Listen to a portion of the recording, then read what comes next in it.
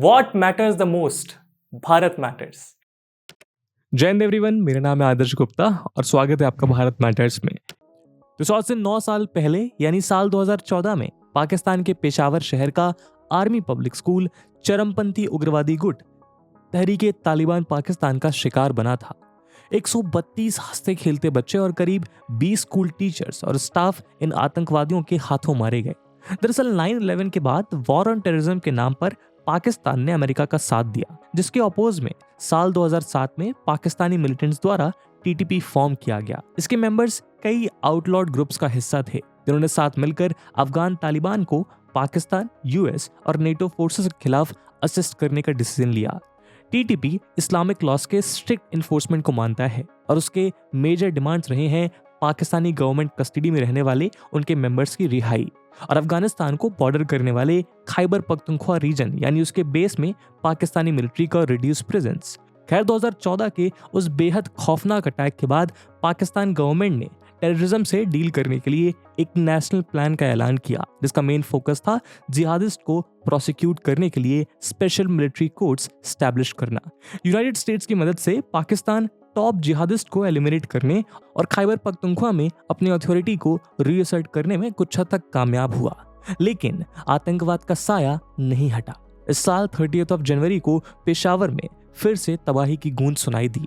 इस बार टारगेट था एक मॉस्क, जहां सुसाइड बॉम्ब ब्लास्ट किया गया और संदेह का तीर फिर से टीटीपी की तरफ था। एक्सपर्ट्स का मानना है कि जून 2022 में अफगान तालिबान के मीडिएशन के थ्रू पाकिस्तानी तालिबान और पाकिस्तानी गवर्नमेंट के बीच साइन किया गया सीज फायर शुरू से ही अनस्टेबल फाउंडेशन पे था। यूएस जैसे पावरफुल आर्मी के खिलाफ अफगान तालिबान की विक्ट्री ने इस रीजन में टेरर ग्रुप्स को मानो एक नई जान दे दी है। टीटीपी को लगने लगा है कि वो कुछ ही समय में पाकिस्तानी फोर्सेस को भी उनके घुटनों पे ला सकता है, खासकर अब जब अफगानिस्तान में तालिबान जैसे फ्रेंडली गवर्नमेंट का साथ है। लेकिन farmer ISI chief lieutenant general Faiz Hamid द्वारा नेगोशिएट किए गए सीजफायर कोलैप्स होने के बाद टीटीपी टेररिस्ट सिक्योरिटी फोर्सेस पे अटैक और पब्लिक एग्जीक्यूशंस को इंटेंसिफाई करते रहे हैं। खैबर पख्तूनख्वा रेसिडेंट्स इस वायलेंस से तंग आके पाकिस्तानी गवर्नमेंट को इस प्रॉब्लम के खिलाफ स्टेप्स लेने के लिए फोर्स कर रहे हैं, लेकिन इस्लामाबाद ऐसा करने में नाकामयाब रहा है। दरअसल इस्लामिक मिलिटेंट ग्रुप्स बीते दशकों में स्ट्रॉन्ग और इंडिपेंडेंट बनते गए हैं, जिन्हें आज पॉलिटिकल और मिलिट्री पात्रों की जरूरत नहीं। International forum for rights and security IFFRAS नाम के एक इंटरनेशनल थिंक टैंक की एक रिपोर्ट के मुताबिक 1980 और 1990s के दौरान पाकिस्तान में 81 टेरर ऑर्गेनाइजेशंस ऑपरेट कर रहे थे। उनमें से आज 36 इनएक्टिव हैं और 45 एक्टिव। पहले साल टेररिज्म रिलेटेड डेथ में पाकिस्तान ने world wide second largest increase register किया था। ये डेथ टोल 2021 में 292 से 2022 में 643 तक बढ़ गया है, यानी 120% का rise. In fact annual growth terrorism index के मुताबिक पिछले साल पाकिस्तान ने अफगानिस्तान को भी टेररिस्ट अटैक्स में पीछे छोड़ दिया। यानी अगर कोई ऐसा देश है जो अपने ही डिक्लेयर्ड फेथ यानी इस्लाम का सबसे बड़ा शिकार है तो वो है पाकिस्तान। अपने फॉर्मेशन के बाद से ही वो कई इश्यूज से डील करता आया है। इसमें गवर्नेंस कैपेसिटी के साथ साथ आइडियोलॉजी की भी एक अहम भूमिका रही है। इसलिए आज के वीडियो में हम पाकिस्तान के सामने इसी बढ़ते इस्लामिक एक्सट्रीमिज्म के थ्रेट को लेकर चर्चा करेंगे और जानेंगे कि किन कारणों के चलते पाकिस्तान को ये दिन देखना पड़ रहा है और क्या वो इससे उभर पाएगा। आगे बढ़ने से पहले मैं आपको बता दूं कि इस वीडियो की इंपॉर्टेंस यूपीएससी प्रीलिम्स और मेंस के जीएस पेपर 2 के इंटरनेशनल रिलेशंस सेक्शन के लिहाज से काफी इंपॉर्टेंट हो सकता है। इसके बारे में हम वीडियो के अंत में और भी बात करेंगे, पर फिलहाल के लिए अपने डिस्कशन को हम आगे बढ़ाते हैं। दोस्तों, जब से पाकिस्तान बना है तब से वो रिलीजन को अपने लेजिटिमेसी के लिए इस्तेमाल करता आया है। इनफैक्ट ये वो देश है जो उस समय बना ही धर्म के आधार पर था, जब अनडिवाइडेड इंडिया में मुस्लिम मेजोरिटी एरियाज के लिए एक अलग सोशो इकोनॉमिक जोन की बात होने लगी। ब्रिटिशर्स के डिवाइड एंड रूल पॉलिसी के चलते ये डर फैलाया गया कि भारत की एलीट हिंदू मेजोरिटी इंडिपेंडेंस के बाद ज्यादा एडवांटेज एंजॉय करेगी, इसीलिए मुसलमानों के लिए अपना एक अलग पाकिस्तान क्रिएट किया जाना जरूरी है। पॉलिटिकल साइंटिस्ट क्रिस्टोफर जैफ्रेलॉट पाकिस्तान को डिस्क्राइब करते हुए कहते हैं कि नेशन फॉर्मेशन के पहले ही पाकिस्तान ने खुद को एक आइडियोलॉजिकल प्रोजेक्ट की तरह कंसीव किया था। दूसरे स्कॉलर्स का भी यही आर्गुमेंट रहा है कि पाकिस्तानी नेशनलिज्म इस्लाम को एक इंस्ट्रूमेंट की तरह यूज करता है। दरअसल प्रो पाकिस्तान मुस्लिम नेशनलिस्ट ने हिस्ट्री, ज्योग्राफी, यहाँ तक कि डेमोग्राफी को नजरअंदाज करते हुए रिलीजन को पॉलिटिकल मोबिलाइजेशन का बेस बनाया। यानी इस इस्लामिक नेशनलिज्म में रिलीजन को ज्योग्राफी का सप्लीमेंट नहीं बल्कि एक ऑल्टरनेटिव समझा गया, जिसके जरिए पॉलिटिकल और military leaders religious right winging के साथ अलायंसेस और अपीजमेंट के थ्रू इस्लाम को एक्सप्लॉइट करते आए हैं। उस समय पाकिस्तानी नेशनहुड को बिल्ड करने की प्रोसेस को देखते हुए एक्सपर्ट्स ने दो तरह के थ्रेट परसेप्शंस के बारे में बात की है। एक इंडिया का थ्रेट और दूसरा नेशनलिस्ट मूवमेंट और एथनो लिंग्विस्टिक कॉन्फ्लिक्ट से बढ़ते इंटरनल चैलेंजेस। इन दोनों ही थ्रेट से डील करने के लिए पाकिस्तान ने इस्लामिक रिलीजियस कैरेक्टर को यूटिलाइज करने का फैसला किया, जहां एक कल्चरली डाइवर्स ज्योग्राफिकल एरिया को मुस्लिम आइडेंटिटी के बेसिस पर फोर्सफुली होमोजेनाइज किया जाने लगा। हालांकि पाकिस्तान में खुद इस्लाम शिया सुन्नी के नाम पर डिवाइडेड था, जहां पाकिस्तान में 4 डोमिनेंट मुस्लिम सेक्ट्स हैं, जिनमें से 3 यानी बरेलवी, देवबंदी और अहले हदीद सुन्नी इस्लाम का हिस्सा हैं और चौथा अहले ताशी शिया माइनॉरिटी हैं। लेकिन बात जब हिंदू मेजोरिटी वाले भारत के खिलाफ खड़े होने की हो, तब इन डिफरेंसेस को हटाकर पाकिस्तानी एस्टैब्लिशमेंट इस्लाम का एक डिस्टॉर्टेड और सिंपलर वर्जन प्रोजेक्ट करता आया है। असल में पाकिस्तान का रिलीजियस एक्सट्रीमिज्म लेट 1970s के दौरान 2 मेन एलिमेंट्स के कॉम्बिनेशन से उभरा था। एक था रिलीजियस सेक्टेरियनिज्म, जिसमें शिया और सुन्नी ब्रांचेस के बीच एक दूसरे के प्रति नफरत या हेट्रेड बढ़ता गया, जिसके पीछे कई डोमेस्टिक और रीजनल फैक्टर्स थे। उदाहरण के तौर पर 1979 में जनरल जिया की इस्लामाइजेशन पॉलिसी, जो लार्जली सुन्नी इस्लाम से डिफाइंड थी और प्योर इस्लामिक टीचिंग्स या लॉस पर सेंटर्ड थी।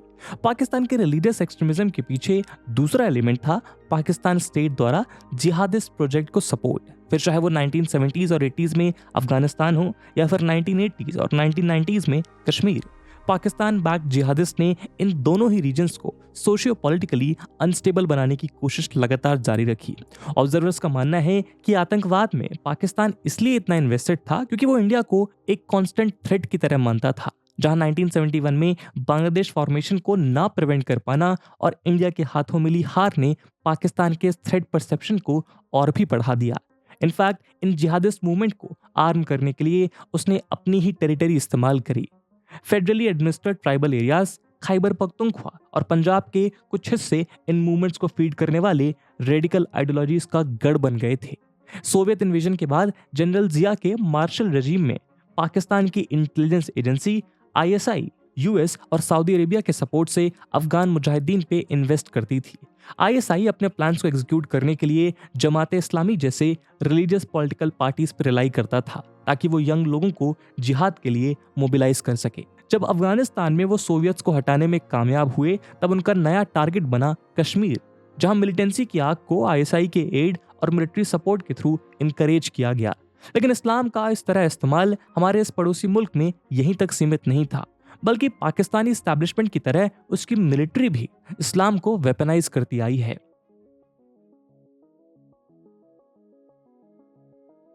दोस्तों, पाकिस्तानी आर्मी का मोटो है नेशन से बढ़ के अल्लाह के लिए लड़ना, और ये कोई एलिगेशन नहीं बल्कि उसका सेल्फ डिक्लेरेशन है। अगर आप पाकिस्तानी आर्मी की वेबसाइट पर जाएं तो आपको ये पोस्टर दिखेगा, इसमें तारिक की दुआ लिखी हुई है। दरअसल तारिक इब्न जियाद अरब बर्बर मुस्लिम आर्मी का कमांडर था, जिसने 711 AD में मोरक्को से स्टेट ऑफ जिब्राल्टर होते हुए स्पेन को इन्वेड किया था। तारिक का ऑफेंसिव मिलिट्री कैंपेन इस्लाम के कॉज के लिए लड़ा गया था। साउथ एशिया से ना होते हुए भी तारिक पाकिस्तानी आर्मी के लिए एक आइडियल फिगर है, क्योंकि आर्मी तारिक के इस्लामिक मिलिट्री कॉन्क्वेस्ट के कमीशन को मानता है। वैसे तो इंडिपेंडेंस के बाद पाकिस्तानी आर्मी ने अपने सोर्स यानी ब्रिटिश इंडियन आर्मी के स्ट्रक्चर्स और इथोस को मेंटेन किया, लेकिन जनरल जियाउल हक के इस्लामाइजेशन पॉलिसीज के चलते इसका कैरेक्टर बदल गया। जनरल जिया के रजीम में पाकिस्तानी मिलिट्री में जिहाद का नोशन एक इम्पॉर्टेंट फैक्टर बन के सामने आया। असल में जनरल जिया अब्दुल अला मदूदी के इस्लामिस्ट आइडियोलॉजी से काफी इन्फ्लुएंस्ड हुए थे। मदूदी का मानना था कि इस्लाम एक रिवॉल्यूशनरी आइडियोलॉजी है जो इस दुनिया के सोशल ऑर्डर को ऑल्टर करने का जज्बा रखती है। जनरल जिया के इस्लामाइजेशन के दौर में न सिर्फ आर्मी बराक्स में रिलीजियस कन्वर्जन्स को अलाउ किया गया, बल्कि एक्टिव मिलिट्री पर्सनल को तबलीग जैसी एक्टिविटीज भी अलाउड थे। तबलीग एक अरबिक वर्ड है, इसका मतलब है इस्लाम के मैसेज को लोगों तक पहुंचाना। इस दौरान मिलिट्री थिंकर्स और स्ट्रैटेजिस्ट का एक नया ग्रुप उभर कर सामने आया, जो जिहाद को मिलिट्री प्लान्स के साथ जोड़ने लगा। इसी डॉक्ट्रिन के चलते पाकिस्तानी आर्मी और आईएसआई ने अपने कई non state armed groups form किए, जैसे सिपाह सहाबा पाकिस्तान और लश्कर जंगवी, जिनके थ्रू वो इस्लामाइजेशन को और भी एक्टिवली परस्यू करने लगे और माइनॉरिटीज को दबाने लगे। यही नहीं, कश्मीर या कहें इंडिया सेंट्रिक आर्म्ड ग्रुप्स भी क्रिएट किए गए, जैसे हिजबुल मुजाहिदीन, लश्कर तैयबा और जैसे मोहम्मद। 1971 की डिफीट के बाद पाकिस्तान अपने पॉलिटिकल अथॉरिटी को फिर से कायम करना चाहता था और इसीलिए इस आइडियोलॉजी या नोशन को पॉपुलर बनाया गया। इनफैक्ट 1994 के ग्रीन बुक में ब्रिगेडियर सैफी नकवी ने यह मेंशन किया कि पाकिस्तान एक आइडियोलॉजिकल स्टेट है।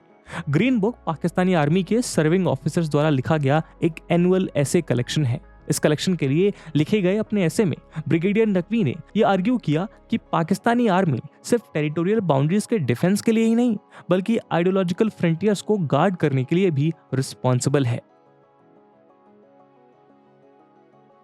दोस्तों, 9/11 के बाद पाकिस्तानी आर्मी लगातार जिहादिस्ट को बॉर्डर एरियाज में उसके टेरिटरीज का कंट्रोल देकर टेररिज्म से कॉम्प्रोमाइज करती रही। 2004 में आर्मी ने जिहादिस्ट नेक मोहम्मद वजीर के साथ एक एग्रीमेंट साइन किया, जिसके तहत वजीर ने वादा किया कि उनके फोर्सेस इंडिया पे पाकिस्तानी एटॉमिक बॉम्ब की तरह हमला करेंगे। इसके अलावा पाकिस्तानी गवर्नमेंट ने फजलुल्लाह नाम के एक और जिहादिस्ट लीडर के साथ एक पीस डील साइन की थी, लेकिन ये पीस डील इतनी अनस्टेबल थी कि ये सरवाइव ही नहीं कर पाई। लेकिन एस्टैब्लिशमेंट का मानना था कि अपने आप को प्रिजर्व करने के लिए जिहादिस्ट के साथ इंगेजमेंट बनाए रखना जरूरी है, ताकि टेरर सिचुएशन को बेटर कंट्रोल और कोऑर्डिनेट किया जा सके। फॉर एग्जांपल 2008 से 2012 तक आईएसआई के चीफ रहे लेफ्टिनेंट जनरल अहमद सुजा पाशा ने टीटीपी जिहादिस्ट फजल हयात को ट्रू पैट्रियट कहा था। परवेज मुशर्रफ को आर्मी चीफ के तौर पे सक्सीड करने वाले जनरल अशफाक कयानी भी ऐसे नेगोशिएशंस के फेवर में थे। चाहे 2013 में इलेक्ट हुए former prime minister Nawaz Sharif हो या 2018 में सत्ता में आए इमरान खान, पाकिस्तानी लीडर्स ने हमेशा जिहादिस्ट के साथ डायलॉग प्रेफर किया है। वैसे तो 2014 में आर्मी पब्लिक स्कूल में हुए मैसेकेयर के बाद इस डायलॉग की प्रोसेस को मेंटेन करना मुश्किल हो गया है, लेकिन ये पूरी तरह से बंद नहीं हुआ है। इनफैक्ट पाकिस्तानी हुकूमत पे ये इल्जाम है कि उसने TTP spokesperson Liaquat Ali को जेल से भागने में भी मदद की। यही नहीं, इस्लामाबाद ने पीस टॉक्स को रिवाइव करने के लिए मुस्लिम खान और महमूद खान जैसे टॉप टीटीपी कमांडर्स को अफगान तालिबान के हाथों हैंडओवर कर दिया। 2021 के एक ब्रुकिंग्स रिपोर्ट के मुताबिक मिलिटेंट ग्रुप्स के प्रति पाकिस्तान की स्ट्रेटजी में हमेशा एक डुअलिटी रही है। एक तरफ वो पाकिस्तानी स्टेट और सिटीजन्स को टारगेट करने वाले टीटीपी जैसे ग्रुप्स के खिलाफ स्ट्रिक्ट एक्शंस लेता है, लेकिन वहीं दूसरी तरफ वो अफगान तालिबान जैसे ग्रुप्स को एक स्ट्रैटेजिक एसेट मानता है, जिसे वो अपनी टेरिटरी में पनाह देता है ताकि उन्हें एंटी इंडिया एजेंडा के लिए इस्तेमाल किया जा सके। इस रिपोर्ट ने यह भी पाया कि पाकिस्तानी गवर्नमेंट और मिलिट्री एस्टैब्लिशमेंट दोनों ने तालिबान के साथ संबंध बनाए रखा ताकि वो यूएस विड्रॉल के बाद अफगानिस्तान के पॉलिटिक्स में अपना इन्फ्लुएंस मेंटेन कर सकें।